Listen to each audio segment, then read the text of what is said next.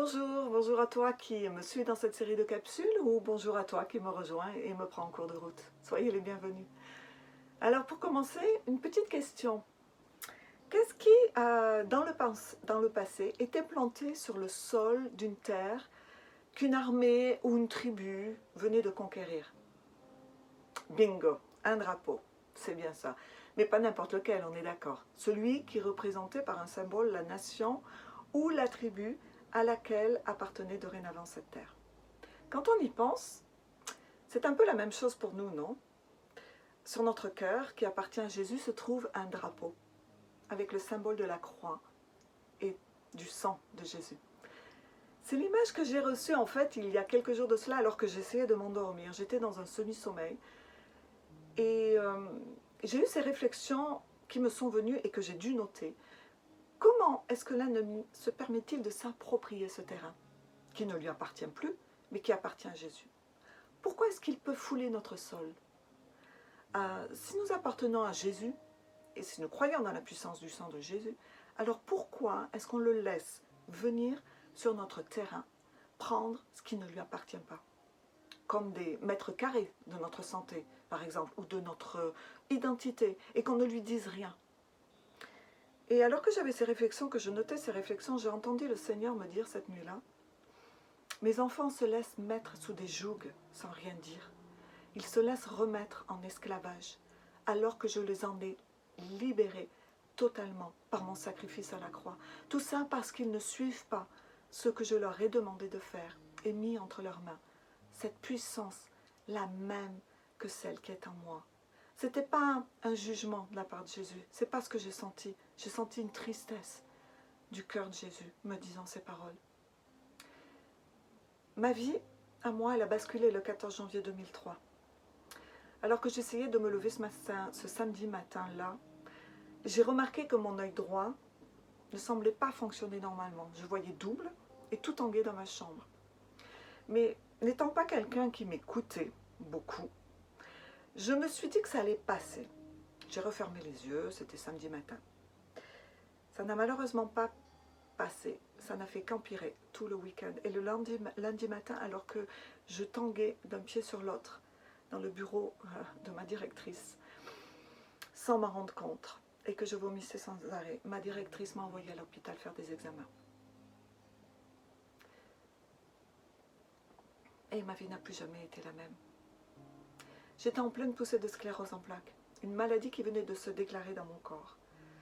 La première crise d'une longue série. J'en ai souffert 17 ans, au rythme des poussées diverses, car touchant des parties différentes de mon corps à chaque fois.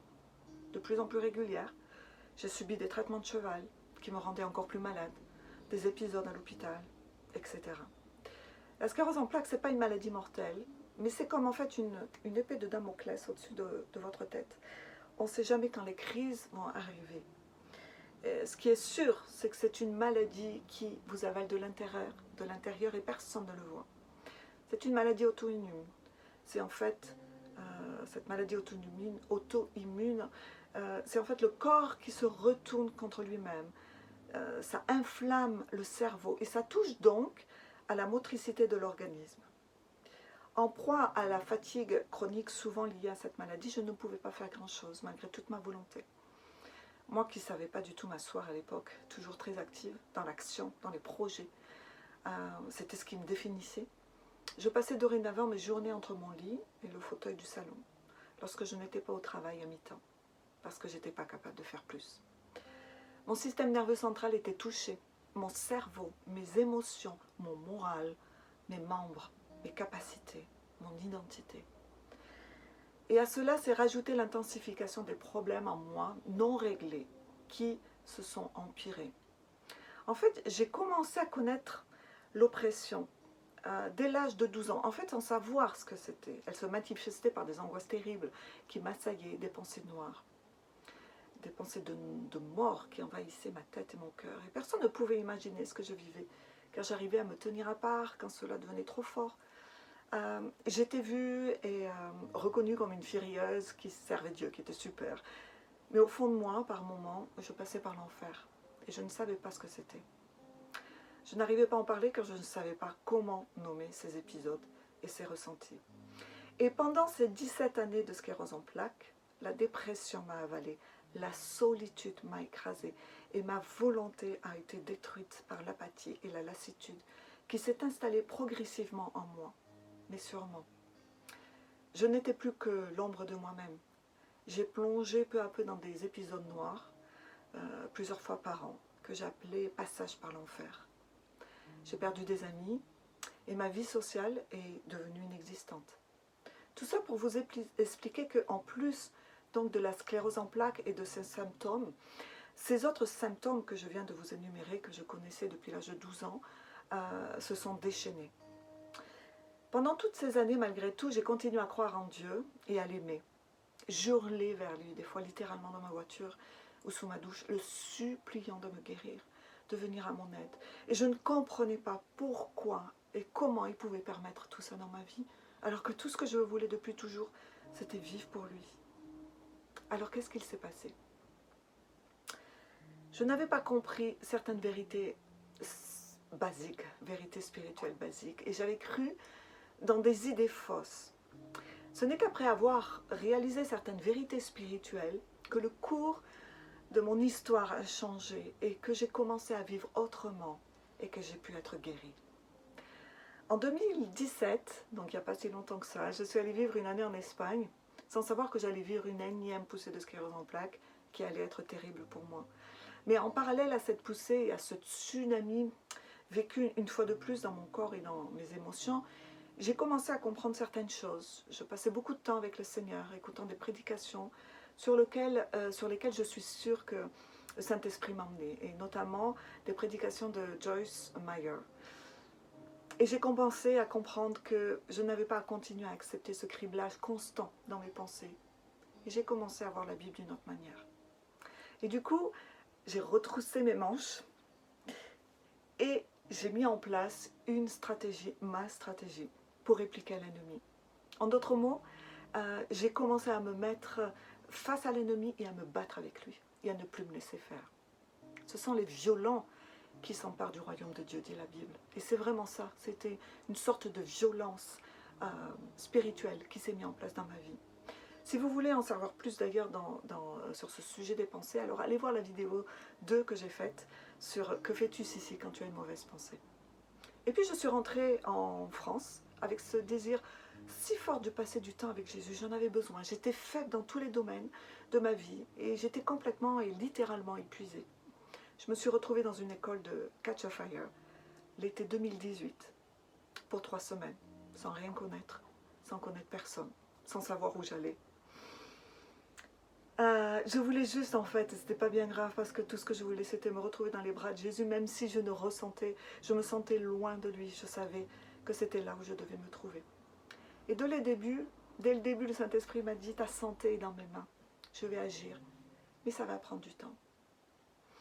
Et j'ai dit ok, même si je voulais le miracle d'une seconde, comme on le veut tous. Et lors de la seconde semaine, le thème abordé était Dieu comme un père.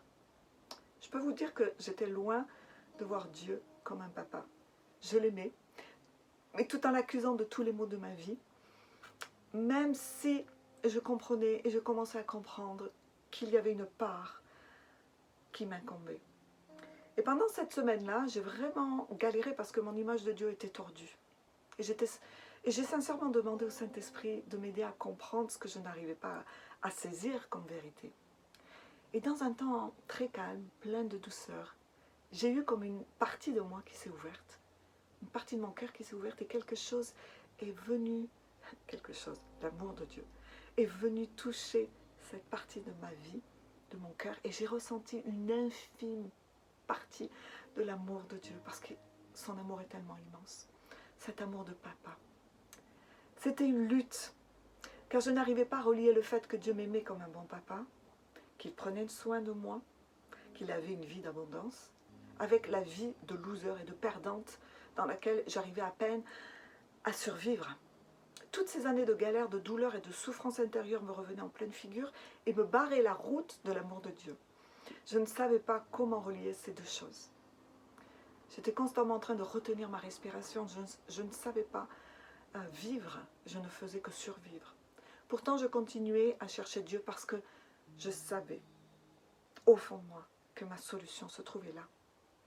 Alors, quelques jours plus tard, nous avons eu des temps de prière spécifiques concernant les liens générationnels. Et à la fin, après avoir demandé pardon à Dieu, ensemble, et s'être libérés de ces liens familiaux, chacun a pu demander à Dieu, par quoi tu viens remplacer ce qui vient de me quitter et qui ne m'appartient plus.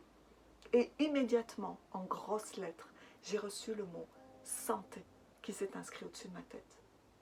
Quelques jours plus tard, dans un autre temps consacré à la prière individuelle, en me levant pour que l'on prie pour moi, j'ai fait 2 pas et j'ai senti qu'en moi, il y avait un vide. Je sentais littéralement un vide. C'était le vide de la mauvaise santé, le vide de la maladie, le vide de tous ces problèmes de santé et problèmes émotionnels qui étaient en moi. Et je sentais que c'était plus là, ça avait disparu. Et j'ai relié ça, bien sûr, avec le mot santé que j'avais eu avant. Mais j'étais perturbée parce que, à part ce vide que je sentais, mon corps n'avait pas changé. Et les symptômes de fatigue chronique, d'apathie, de dépression étaient toujours là. Donc ce n'était pas fini. Et Dieu voulait me remplir de sa vie, je l'ai compris après. Il voulait terminer le travail et pour ça, il avait besoin de mon accord. Parce que Dieu ne fait rien sans notre accord. Il m'a mis devant un choix, à nouveau, de vie ou de mort. Je dis à nouveau car, pour ceux qui me prennent en cours de route, dans une des 2 vidéos précédentes, j'en parle et j'ai dû choisir entre la vie et la mort parce que je voulais vraiment mourir. Et je dois expliquer là à ceux qui ont vu cette vidéo qu'entre-temps, je n'ai pas fait que des bons choix dans ma vie. Et que j'ai ouvert moi-même des portes qui ont fait que je suis repassée par des épisodes où la mort avait émis à nouveau domicile chez moi, encore plus fortement. Je devais donc refaire ce choix, et avec l'aide du Saint-Esprit, j'y suis arrivée. Je l'ai dit du bout des lèvres. Mais à ce moment-là, la maladie n'avait plus du tout la possibilité de revenir. L'espace vide venait d'être rempli par la vie de Dieu, par la vraie vie. Et pour confirmer ce fait, une amie qui était là, qui priait avec moi, a vu que la tête de la sclérose en plaques avait été coupée définitivement. Je suis partie de ce séminaire de 3 semaines, mieux, mais pas encore top, avec une espérance nouvelle et de nouvelles directions spirituelles que j'étais libre, moi, de continuer à suivre ou pas. Que j'étais libre de continuer à approfondir pour les comprendre et les assimiler, ou pas. Le choix était dans mes mains. J'étais guérie, je le savais, même si pourtant je ne le voyais pas encore concrètement dans mon corps. J'ai cru dans tout ce que j'avais reçu et j'ai avancé avec ça. En moi, en fait, il y a quelque chose qui s'était levé. J'étais debout en esprit, me tenant debout sur ce que je venais de recevoir et de croire que Dieu avait fait dans ma vie. Et je n'allais pas m'arrêter là. Je voulais voir la guérison dans tout mon être, concrètement. Et j'ai commencé à découvrir des choses incroyables sur la guérison que j'ai mis en pratique. Le Seigneur m'avait dit que ça allait prendre du temps. Et ça a pris 1 année et demie pour que peu à peu, je sorte de ce cercle vicieux, de la fatigue chronique, que j'arrive à sortir de mon lit le matin, que je recommence à sentir un semblant d'énergie, cette énergie qui me manquait tellement. En même temps, en parallèle à ça, j'ai récupéré des pans entiers de ma santé qui n'étaient pas liés à la sclérose en plaques, mais que l'ennemi m'avait volé depuis l'enfance. Et je ne prends plus d'antihistaminique depuis 2 étés, alors que j'en avais pris toute ma vie. Je passe la tondeuse sans éternuer une seule fois, ce qui est un miracle en soi pour ma famille qui me connaît bien. Moi, qui étais allergique à tout, des chats, aux arbres de parc, à la poussière de maison et j'en passe. Je me suis mise au jogging depuis mars, alors que j'étais asthmatique depuis enfant et que je ne pouvais absolument pas courir. Hier, j'ai couru 25 minutes, ce qui est pour moi juste une source de louange et d'adoration pour le Seigneur. Je viens de terminer 1 année de formation à l'université avec des horaires de folie, des stages, moi qui ne pouvais plus travailler que quelques heures par semaine, et j'en passe. Alors qu'est-ce que j'ai compris? Qu'est-ce que j'ai réalisé? Est-ce que je suis une privilégiée? Est-ce que je suis une favorite du Seigneur? Non. Alors là, je peux te dire que non, ce n'est pas ça du tout. Et toi aussi, tu peux reprendre du terrain à l'ennemi, comme moi j'ai pris. j'ai repris du terrain à l'ennemi. Alors à très vite pour la suite de cette capsule où j'expliquerai ce que j'ai compris concernant ce thème de la maladie et de la guérison. Dieu est bon et fidèle. Dieu n'est pas contre toi, mais il est pour toi. Sois béni.